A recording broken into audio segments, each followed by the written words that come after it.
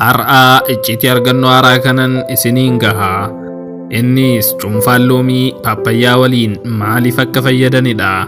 Isinis yaalaa kana booda rakkoo akkasii hin argitan. Yoo rakkoo gogiinsa garaa fi garaan afuufamuu qabaatte makaa kana xiqqoodhuma isaa fudhachuun jijjiirama addaa argita.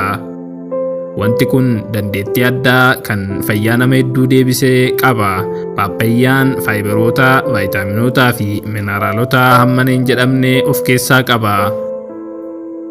Nyaanni akka daakamu gochuun akkaan beekama. Icciitiin har'aa garuu firee isaa keessa jira. Kan yeroo baay'ee namoonni bakka hin laanneef. Fireen paappaayyaa yeroo baay'ee gatamu kun har'a qabiyyee keenya isa furtuu ta'a. Fayyadamuun dura sirriitti dhiqnee qopheeffanna. Moonyee yookiin mooyyee fayyadamuun ija yookiin firee 10 nama guddaaf ija 5 ijoolleedhaaf yoo ta'e tumnee urreessina hamma inni burkutaa'utti. Fireen paappaayyaa wantoota gurguddoo farra raammolee ta'an of keessaa qaba. Inzaayimiin paappaayin jedhamuu fi alkaaloidiin kaarpiin bu'aa kanaaf oolu. Raammolee garaa keessaa dadhabsuu, ajjeesuu fi qulqulleessuuf gargaaru. Kana qofaa miti, kolesteroolii qaama keessaa illee ni hir'isu.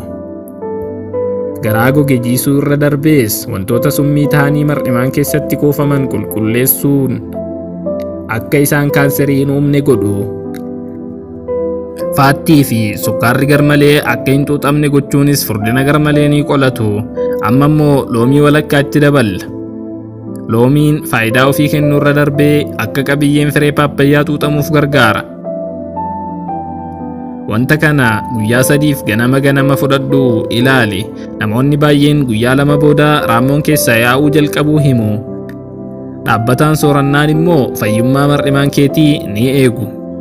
Vaayitaamin A, C, E fi farra oksidootaa waan of keessaa qabaniif infilaameeshina garmalee kanneen akka inflaamatorii bowel disease fi mallattoolee mar'imaanii kanneen akka irritable bowel syndrome fa'aa ni qolatu. Kanaanis fayyummaa mar'imaan keenya yeroo dheeraaf ni eegu.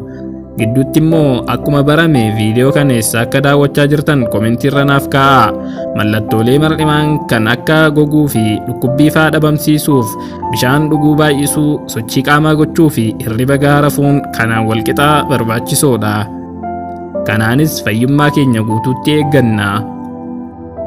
Makaa kana dhaabbataan sooradhaa ilaalaati na galateeffattu. Barnoonni keenya har'aa kana fakkaata. Yoo jaallattaniittu ta'e follow, like, share, repost gochuun na cinaa dhaabbadhaa.